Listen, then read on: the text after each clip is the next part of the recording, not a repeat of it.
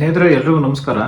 ನೀವು ಈಗಾಗಲೇ ಕಾನ್ಸ್ಟೇಬಲ್ ಪೋಸ್ಟ್ಗಳಿಗೆ ಅರ್ಜಿಯನ್ನು ಹಾಕ್ತಾ ಇದ್ದೀರಾ. ಯಾವುದು ಕಾನ್ಸ್ಟೇಬಲ್ GD ಪೋಸ್ಟ್ಗಳಿಗೆ ಆಲ್ರೆಡಿ ಜುಲೈ 3ನೇ ತಾರೀಕು ಎಂಡ್ ಆಗ್ತಾ ಇದೆ. ಆ ಪೋಸ್ಟ್ಗಳಿಗೆ ಅರ್ಜಿ ಹಾಕ್ತಿದ್ರೆ ನಿಮ್ಗೆಲ್ರಿಗೂ ಗೊತ್ತೇ ಇದೆ. ಆದರೆ ಇದು ಹೊಸ ನೇಮಕಾತಿ ಬಗ್ಗೆ ನಾನು ನಿಮ್ಗೆ ಹೇಳ್ತಾ ಇದ್ದೀನಿ ಸ್ನೇಹಿತರೆ. ಇದು 1600 ಪೋಸ್ಟು ಮತ್ತೆ ಹೊಸದಾಗಿ ಕಾಲ್ಫರ್ ಮಾಡಿದ್ದಾರೆ ನಮ್ಮ ಕರ್ನಾಟಕ ಸ್ಟೇಟ್ ಪೊಲೀಸಲ್ಲಿ. ಅದ್ರ ಬಗ್ಗೆ ನಾನು ಈ ಮಾಹಿತಿ ಕೊಡಬೇಕು ಅಂತೇಳಿ ಈ ಒಂದು ವಿಡಿಯೋ ಮಾಡ್ತಾ ಇದ್ದೀನಿ. ಸ್ನೇಹಿತರೆ, ಯಾರೆಲ್ಲ ಇನ್ನೂ ನಮ್ಮ ಚಾನಲ್ ಸಬ್ಸ್ಕ್ರೈಬ್ ಮಾಡಿಲ್ಲ ದಯವಿಟ್ಟು ಸಬ್ಸ್ಕ್ರೈಬ್ ಮಾಡಿಕೊಂಡು ವಿಡಿಯೋನ ಸ್ಕಿಪ್ ಮಾಡದೆ ಪೂರ್ತಿ ನೋಡಿ ಸ್ನೇಹಿತರೆ. ಎಲ್ಲ ವಿಚಾರನೂ ಕೂಡ ನಾನು ಈ ವಿಡಿಯೋದಲ್ಲಿ ಹೇಳ್ಕೊಡ್ತೀನಿ ನಾನು ನಿಮಗೆ. ಮೊದಲಿಗೆ ನಮ್ಮ ಯಾವ ಪೋಸ್ಟು ಅಂತ ನೋಡೋದಾದರೆ 1600 ಪೋಸ್ಟ್ ಇದೆ ಒಟ್ಟು. ಈಗ ರೀಸೆಂಟಾಗಿ ಕಾಲ್ ಮಾಡಿರೋದು 22ನೇ ತಾರೀಕು ನೋಟಿಫಿಕೇಶನ್ ಆಗಿರ್ತಕ್ಕಂಥ ಹುದ್ದೆಗಳು. ಇದು ಯಾವುದೇ ರೀತಿ ಈಗ ಆಲ್ರೆಡಿ ನಡೀತಾ ಇರ್ತಕ್ಕಂಥ ಹುದ್ದೆಗಳು ಅಲ್ಲ. ಯಾವ್ಯಾವ ನೋಡೋಣಂತೆ. ನಮ್ಮ ಪೋಸ್ಟಿಂಗ್ ನೋಡೋದಾದರೆ ಕರ್ನಾಟಕ ರಾಜ್ಯ ಪೊಲೀಸ್ ಇಲಾಖೆಯಲ್ಲಿ ಅಂದರೆ KSPನಲ್ಲಿ ಟೋಟಲ್ಲು 1600. ಅದರಲ್ಲಿ ಸಶಸ್ತ್ರ ಪೊಲೀಸ್ ಕಾನ್ಸ್ಟೇಬಲ್ ಹುದ್ದೆಗಳಿವು. ಯಾವುದೇ ರೀತಿ ಜನರಲ್ ಕಾನ್ಸ್ಟೇಬಲ್ ಹುದ್ದೆಗಳಲ್ಲ, ಸಶಸ್ತ್ರ ಪೊಲೀಸ್ ಕಾನ್ಸ್ಟೇಬಲ್ ಹುದ್ದೆಗಳು ಅಂದರೆ CAR RDAR ಅಂತೇಳಿ. ಇದು ಓನ್ಲಿ ಫಾರ್ ಫೀಮೇಲ್ಸ್ ಇಲ್ಲ, ಓನ್ಲಿ ಫಾರ್ ಮೇಲ್ಸ್ ಅಂತ ಇದೆ ಸ್ನೇಹಿತರೆ. ಇದು ಗಂಡು ಮಕ್ಕಳಿಗೆ ಮಾತ್ರ, ಹೆಣ್ಣು ಮಕ್ಕಳಿಗೆ ಅರ್ಜಿ ಹಾಕಲಿಕ್ಕೆ ಅವಕಾಶವನ್ನು ಕೊಟ್ಟಿಲ್ಲ. ಒಟ್ಟು ಹುದ್ದೆಗಳು 1600 ಕೊಟ್ಟಿದ್ದಾರೆ. ಅಂದರೆ ಮಿಕ್ಕುಳಿದ ವೃಂದ RPCನಲ್ಲಿ 1421 ಹುದ್ದೆಗಳು, ಕಲ್ಯಾಣ ಕರ್ನಾಟಕಕ್ಕೆ 179 ಹುದ್ದೆಗಳು, ಟೋಟಲ್ಲು 1600 ಹುದ್ದೆಗಳಾಗ್ತವೆ. ವೇತನ ಶ್ರೇಣಿ ನೋಡೋದಾದರೆ ಈ ಒಂದು ಆಯ್ಕೆಯಾದಂಥ ಅಭ್ಯರ್ಥಿಗಳಿಗೆ 37,500 ರೂಪಾಯಿನಿಂದ 76,100 ರೂಪಾಯಿ ಒಳಗೆ ಸ್ಯಾಲ್ರಿಯನ್ನು ಫಿಕ್ಸ್ ಮಾಡಲಾಗಿದೆ. ಜೊತೆಗೆ NPS ಪಿಂಚಣಿ ಸೌಲಭ್ಯವನ್ನು ಕೂಡ ಅಂದರೆ ಪೆನ್ಷನ್ ಸಮೇತ ಇದಕ್ಕೆ ಆ್ಯಡ್ ಆಗುತ್ತೆ ಸ್ನೇಹಿತರೆ. ಹಾಗಾಗಿ ಆಸಕ್ತಿ ಇರ್ತಕ್ಕಂಥ ಕ್ಯಾಂಡಿಡೇಟ್ಗಳು ಅಪ್ಲಿಕೇಶನನ್ನು ಆನ್ಲೈನ್ ಮುಖಾಂತರ ಹಾಕ್ಬೋದು. ಅಪ್ಲಿಕೇಶನ್ ಹಾಕಲಿಕ್ಕೆ ಡೇಟ್ ನೋಡ್ಕೊಂಬರೋಣ. ಮೊದಲು ಅಪ್ಲಿಕೇಶನ್ ಹಾಕಲಿಕ್ಕೆ ಜುಲೈ 22ನೇ ತಾರೀಕು ಲಾಸ್ಟ್ ಡೇಟ್ ಆಗಿರುತ್ತೆ ಸ್ನೇಹಿತರೆ. ಅಂದರೆ ಇದೇ ಮುಂದಿನ ತಿಂಗಳು ಜುಲೈ 22ರವರೆಗೂ ಲಾಸ್ಟ್ ಡೇಟ್ ಆಗಿದೆ. ಈಗಾಗಲೇ ನಡೀತಾ ಇರ್ತಕ್ಕಂಥ ಕಾನ್ಸ್ಟೇಬಲ್ ಪೋಸ್ಟ್ಗಳಿಗೆ ಜುಲೈ 3ನೇ ತಾರೀಕು ಲಾಸ್ಟ್ ಡೇಟ್ ಇರುತ್ತೆ. ಆದರೆ ಇದು RPC ಆಗಿರೋದ್ರಿಂದ ಇದು ಬೇರೆ ಅಧಿಸೂಚನೆ ಸ್ನೇಹಿತರೆ. ಅದು ಬೇರೆ ಅಧಿಸೂಚನೆ, ಇದು ಬೇರೆ ಅಧಿಸೂಚನೆ ಆಗಿರುತ್ತೆ. ಇದೇ 22ನೇ ತಾರೀಕು ಜೂನ್ 22ರಿಂದ ಅಪ್ಲಿಕೇಶನ್ನು ಓಪನ್ ಆಗಿರ್ತಕ್ಕಂಥದ್ದು. ಅದು ಕೂಡ KA ಮುಖಾಂತರನೇ ಅಪ್ಲಿಕೇಶನನ್ನು ಹಾಕಲಿಕ್ಕೆ ಬರೋದು ಸಾಧ್ಯ. ಆನ್ಲೈನ್ ಅರ್ಜಿ ಸಲ್ಲಿಕೆ ಪ್ರಾರಂಭ ದಿನಾಂಕ 22/6/2026.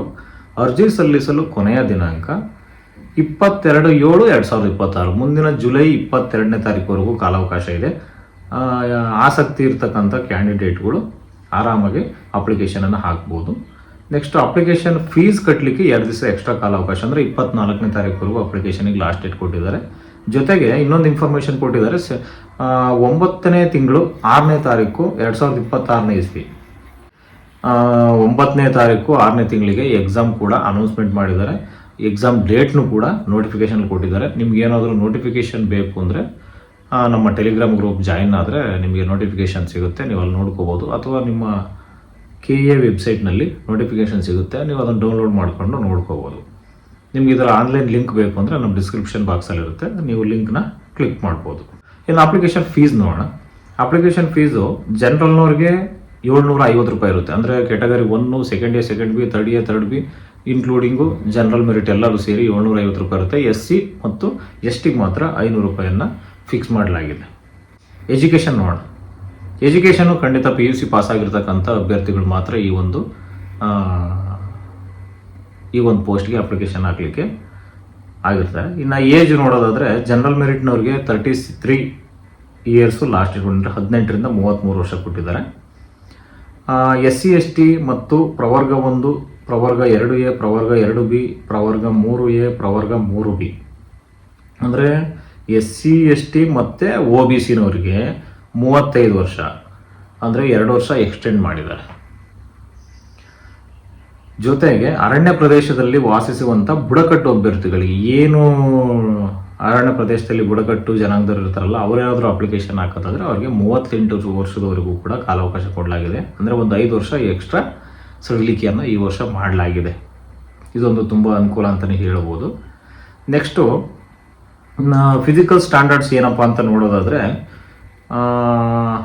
ಅಪ್ಲಿಕೇಶನ್ ಹಾಕುವಂಥ ಅಭ್ಯರ್ಥಿಗಳು ಪುರುಷ ಅಭ್ಯರ್ಥಿಗಳನ್ನು, ಮಹಿಳಾ ಅಭ್ಯರ್ಥಿಗಳಿಗೆ ಅವಕಾಶ ಇಲ್ಲ, ಪುರುಷ ಅಭ್ಯರ್ಥಿಗಳಿಗೆ ಮಾತ್ರ. ಕನಿಷ್ಠ 168 ಸೆಂಟಿಮೀಟರ್ ಅಂದರೆ ಹೈಟು 168, ಮಿನಿಮಮ್ 168 ಮಾಡಿದ್ದಾರೆ. ನೆಕ್ಸ್ಟ್ ಬುಡಕಟ್ಟು ಜನಾಂಗದವ್ರಿಗೆ 155 ಇದೆ, ಅವ್ರಿಗೆ 150 ಇದ್ರೂ ಕೂಡ ಅರ್ಜಿಯನ್ನು ಹಾಕ್ಬೋದು. ನೆಕ್ಸ್ಟು ಚೆಸ್ಟ್ ಎದೆ ಸುತ್ತಳತೆ ನೋಡೋದಾದರೆ 86 ಸೆಂಟಿಮೀಟ್ರ್ ಇರ್ಬೇಕಂತೆ. ಅದು ಮತ್ತೆ ನಾವು ಉಸಿರು ಹೇಳ್ಕೊಂಡಾಗ 5 ಸೆಂಟಿಮೀಟ್ರು ಎಕ್ಸ್ಟೆಂಡ್ ಆಗಬೇಕು.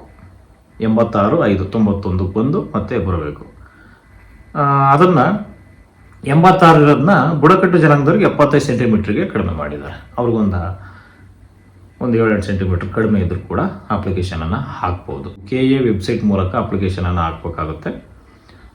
ಎಕ್ಸಾಮು ನೋಡೋದಾದರೆ ಇದು ರೈಟಿಂಗ್ ಎಕ್ಸಾಮ್ ಇರುತ್ತೆ, 100 ಅಂಕಗಳಿಗೆ ರೈಟಿಂಗ್ ಎಕ್ಸಾಮ್ ಇರುತ್ತೆ. 1.5 ಗಂಟೆ ಟೈಮ್ ಕೊಡ್ತಾರಂತೆ. ಅದರೊಳಗೆ ನೀವು ಎಕ್ಸಾಮನ್ನು ಪಾಸ್ ಮಾಡಬೇಕಾಗುತ್ತೆ. ಪಾಸ್ ಮಾಡಿದ್ರೆ ಮಾತ್ರ ನೆಕ್ಸ್ಟು ನಿಮಗೆ ಫಿಸಿಕಲ್ ಟೆಸ್ಟಿಗೆ ತೊಗೊಳ್ತಾರೆ. ಅದು 1:5 ಅನುಪಾತದಲ್ಲಿ ತೊಗೊಳ್ತಾರೆ. ಫಿಸಿಕಲ್ ಟೆಸ್ಟಲ್ಲಿ ಪಾಸ್ ಆಗಿರೋಂಥವ್ರಿಗೆ ನೆಕ್ಸ್ಟು ಮೆಡಿಕಲ್ ಟೆಸ್ಟ್ ಅವಶ್ಯಕತೆ ಇರುತ್ತೆ. ಮೆಡಿಕಲ್ ಟೆಸ್ಟ್ನ ಕಂಪ್ಲೀಟ್ ಮಾಡಿ ಆದಮೇಲೆ ನಿಮ್ಮ ಒಂದು ಪೋಸ್ಟಿಂಗನ್ನು ಮಾಡ್ತಾರೆ. ಇನ್ನು ಎಕ್ಸಾಮ್ ನಡೆಯೋ ಡೇಟು ನೋಡೋದಾದರೆ 6/9/2026 ಬೆಳಿಗ್ಗೆ 10:00 12 ಗಂಟೆವರೆಗೆ RPCನವ್ರಿಗೆ ಎಕ್ಸಾಮ್ ಇರುತ್ತೆ. ಕಲ್ಯಾಣ ಕರ್ನಾಟಕದವ್ರಿಗೆ ಮಧ್ಯಾಹ್ನ ಎಕ್ಸಾಮ್ ಇರುತ್ತೆ 2:30 4 ಗಂಟೆವರೆಗೂ. ಅದೇ ಡೇಟಲ್ಲೇ ಸೇಮ್ 6/9/2026 ನೆನ್ಪಿಟ್ಕೊಳ್ಳಿ.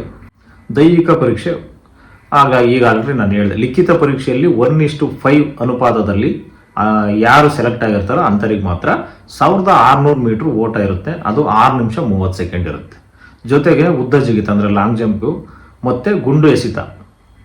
ನೆಕ್ಸ್ಟ್ ಇದರಲ್ಲಿ ಪಾಸ್ ಆಗಿರೋಂಥವ್ರಿಗೆ ಮಾತ್ರ ವೈದ್ಯಕೀಯ ಪರೀಕ್ಷೆ ಅಂದರೆ ಮೆಡಿಕಲ್ ಟೆಸ್ಟನ್ನು ಲಾಸ್ಟ್ ಅಂತಿಮವಾಗಿ 1:2 ಅನುಪಾತದಲ್ಲಿ ಆಯ್ಕೆಯಾಗಿರ್ತಕ್ಕಂಥ ಸಂಪೂರ್ಣ ವೈದ್ಯಕೀಯ ಪರೀಕ್ಷೆಯನ್ನು ನಡೆಸಲಾಗುತ್ತೆ ಅಂತ ಈ ಒಂದು ಅಧಿಸೂಚನೆಯಲ್ಲಿ ಕೊಟ್ಟಿದ್ದಾರೆ.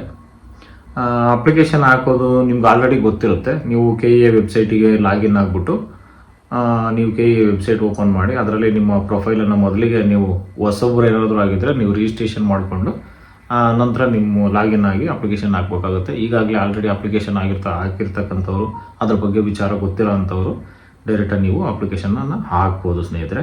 ಅದರ ನೇರ ಲಿಂಕ್ ಬೇಕಂದ್ರೆ ನಾನು ಡಿಸ್ಕ್ರಿಪ್ಷನ್ ಬಾಕ್ಸಲ್ಲಿ ಕೊಟ್ಟಿರ್ತೀನಿ, ಬೇಕಾದರೆ ನೀವು ಅದನ್ನು ಯೂಸ್ ಮಾಡ್ಕೋಬೋದು.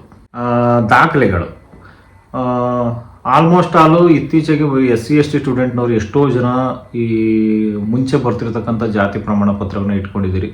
ಅದು ಖಂಡಿತವಾಗ್ಲೂ ಅಪ್ಲೈ ಆಗೋದಿಲ್ಲ. ಇವಾಗ ಒಳ ಮೀಸಲಾತಿ ಜಾರಿ ಆದ ನಂತರ ಒಳ ಮೀಸಲಾತಿಗೋಸ್ಕರನೇ ಈಗ SCನಲ್ಲಿ ಪ್ರವರ್ಗ A, ಪ್ರವರ್ಗ B, ಪ್ರವರ್ಗ C ಅಂತ 3 ಕ್ಯಾಟಗರಿ ಮೀಸಲಾತಿಯನ್ನು ಮಾಡಲಾಗಿದೆ. ಆ ಒಂದು ಕ್ಯಾಸ್ಟ್ ಸರ್ಟಿಫಿಕೇಟನ್ನೇ ಇಟ್ಕೊಂಡು ನೀವು ಅಪ್ಲಿಕೇಶನನ್ನು ಹಾಕಬೇಕಾಗುತ್ತೆ. ಯಾವುದೇ ರೀತಿ ಬರೀ ಪರಿಶಿಷ್ಟ ಜಾತಿ ಸರ್ಟಿಫಿಕೇಟ್ ಇದ್ದರೆ ಅಪ್ಲಿಕೇಶನನ್ನು ಹಾಕ್ಲಿಕ್ಕೆ ಬರಲ್ಲ. ಇನ್ಕಮ್ ಕ್ಯಾಸ್ಟು ಇದಕ್ಕೆ ಕಡ್ಡಾಯವಾಗಿರಬೇಕಾಗುತ್ತೆ. ಜೊತೆಗೆ ಒಂದು Gmail ID, mobile number, Aadhaar ಕಾರ್ಡಿಗೆ ಲಿಂಕ್ ಆಗಿರೋ ಫೋನು, ಆಧಾರ್ ಕಾರ್ಡು, ಇತ್ತೀಚಿನ ಒಂದು ಭಾವಚಿತ್ರ ಅಂದರೆ ಪಾಸ್ಪೋರ್ಟ್ ಸೈಜ್ ರೀಸೆಂಟಾಗಿ ತೆಗೆಸಿರ್ತಕ್ಕಂಥದ್ದು ಒಂದು ಫೋಟೋ, ಜೊತೆಗೆ ಕ್ಯಾಂಡಿಡೇಟೇ ಹೋಗಿ ಅರ್ಜಿಯನ್ನು ಹಾಕಬೇಕಾಗುತ್ತೆ. ಬೇರೆ ಯಾರು ದಾಖಲಾತಿ ತಗೊಂಡೋಗಿ ಅರ್ಜಿಯನ್ನು ಹಾಕ್ಲಿಕ್ಕೆ ಬರೋದಿಲ್ಲ. ದಾಖಲೆಗಳ ಅಪ್ಲೋಡ್ ಮಾಡಬೇಕಾದ್ರೆ ನೋಡ್ರಿ, ಇತ್ತೀಚಿನ ಪಾಸ್ಪೋರ್ಟ್ ಸೈಜ್ ಫೋಟೋ, ಕಪ್ಪು ಶಾಯಿಯ ಪೆನ್ನಿನಿಂದ ಅಂದರೆ ಬ್ಲ್ಯಾಕ್ ಇಂಕಲ್ಲಿ ಮಾಡಿರ್ತಕ್ಕಂಥ ಸಿಗ್ನೇಚರ್ ಇರಬೇಕಾಗುತ್ತೆ. ಹಾಗಾಗಿ ಇದನ್ನು ಕ್ಯಾಂಡಿಡೇಟೇ ಹೋಗಿ ನೇರವಾಗಿ ಅಪ್ಲಿಕೇಶನನ್ನು ಹಾಕಬೇಕಾಗುತ್ತೆ. ಪೇರೆಂಟ್ಸು ಹೋದರೆ ಅಪ್ಲಿಕೇಶನ್ ಹಾಕ್ಲಿಕ್ಕೆ ಬರೋದಿಲ್ಲ. ನೆಕ್ಸ್ಟ್ ಆನ್ಲೈನ್ ಪೇಮೆಂಟ್ ಇರುತ್ತೆ. ನೀವು ಪೇಮೆಂಟನ್ನು ಆನ್ಲೈನ್ ಪೇಮೆಂಟ್ ಮುಖಾಂತರ ಬೇಕಾದ್ರೆ ಮಾಡ್ಬೋದು. ಚಲನ್ ಯಾವುದೇ ರೀತಿ ಇರಲ್ಲ. ಫೋನ್ಪೇ, ಗೂಗಲ್ ಪೇ ಇದ್ದರೆ ಅಪ್ಲಿಕೇಶನನ್ನು ಹಾಕ್ಬೋದು ಸ್ನೇಹಿತರೆ. ಇದ್ರ ಬಗ್ಗೆ ಏನಾದರೂ ನಿಮ್ಗೆ ಇನ್ನೂ ಹೆಚ್ಚಿನದಾಗಿ ಏನಾದರೂ ಮಾಹಿತಿ ಬೇಕು ಅಂದರೆ ನಮ್ಮ ಒಂದು ಯೂಟ್ಯೂಬ್ ಚಾನಲನ್ನು ಸಬ್ಸ್ಕ್ರೈಬ್ ಮಾಡಿಕೊಂಡು ಬೆಲ್ ಐಕನನ್ನು ಒತ್ತಿ ನೋಟಿಫಿಕೇಷನನ್ನು ಆನ್ ಮಾಡ್ಕೊಳ್ಳಿ. ಇದೇ ರೀತಿಯಾಗಿ ನಿಮಗೆ ಪ್ರತಿಯೊಂದು ಗೌರ್ಮೆಂಟು ಅಥವಾ ಸರ್ಕಾರೇತರ ಸಂಸ್ಥೆಗಳ ಕೆಲಸಗಳಾಗಲಿ, ಪ್ರತಿಯೊಂದು ಮಾಹಿತಿಯನ್ನು ಕೂಡ ಸ್ಕಾಲರ್ಶಿಪ್ಪಿಂದಾಗಲಿ ಎಲ್ಲ ಮಾಹಿತಿಯನ್ನು ಕೂಡ ನಾನು ನಿಮಗೆ ನಮ್ಮ ಚಾನಲ್ ಮುಖಾಂತರ ವಿಡಿಯೋ ಮಾಡಿ ತಲುಪಿಸ್ತೀನಿ ಸ್ನೇಹಿತರೆ. ಹಾಗಾಗಿ ನೀವು ನಮ್ಮ ಚಾನಲನ್ನು ಮರೀದೆ ಸಬ್ಸ್ಕ್ರೈಬ್ ಮಾಡಿ. ಇನ್ನು ಏನಾದರೂ ನಿಮಗೆ ಇನ್ಫಾರ್ಮೇಷನ್ ಬೇಕು ಅಂದರೆ ಕಮೆಂಟ್ ಮಾಡಿ, ಖಂಡಿತವಾಗ್ಲೂ ನಾನು ನಿಮಗೆ ಇನ್ಫಾರ್ಮೇಷನನ್ನು ಕೊಡ್ತೀನಿ. ಹಾಗೆ ನಮ್ಮ ಟೆಲಿಗ್ರಾಮ್ ಗ್ರೂಪ್ಗೆ ಜಾಯಿನ್ ಆಗಿ ನಿಮಗೆ ಎಲ್ಲ ಥರದ PDF ನೇರವಾಗಿರ್ತಕ್ಕಂಥ ಲಿಂಕು ನಿಮಗೆ ಲಭ್ಯ ಇರುತ್ತೆ ಸ್ನೇಹಿತರೆ. ಎಲ್ರಿಗೂ ನಮಸ್ಕಾರ.